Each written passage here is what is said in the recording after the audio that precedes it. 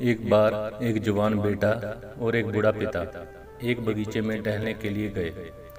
बूढ़े पिता ने बेटे से कहा, अब वह थक चुका है और थोड़ी देर बैठना चाहता है। जिसके बाद पिता और बेटा पार्क के एक बेंच पर बैठ गए। तभी पिता की नज़र सामने एक पेड़ पर गई। वहाँ उन्होंने देखा कि एक पक्षी पेड़ की टहनी पर बैठा है।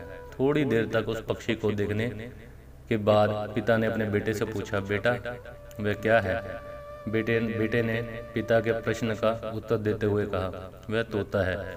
कुछ मिनटों बाद पिता ने अपने बेटे से फिर पूछा, वह क्या है? इसके बाद बेटे ने थोड़े ऊंचे स्वर से बोला, मैं आपको पहले भी बता चुका हूँ कि ये तोता है। थोड़ी देर बाद पिता ने एक बार फिर उसी प्रश्न को दोहराया और पेड़ की टहनी पर बैठे हुए पक्षी को दिखाकर पूछा कि वह क्या है। अब बेटे को गुस्सा आ गया। वह चिल्लाते हुए अपने पिता से कहने लगा, पापा क्या है? आपको कुछ भी समझ में नहीं आ रहा है या आपको सुनाई नहीं दे रहा?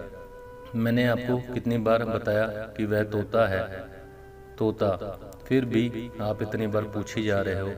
आखिर आपको ये जानकर करना क्या है?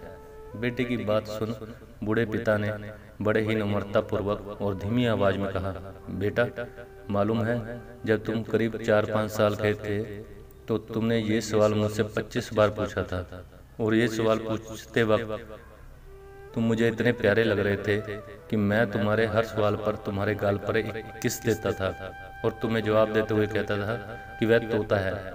लेकिन तुम तो केवल मेरे 3 बार पूछने पर ही गुस्सा हो गए।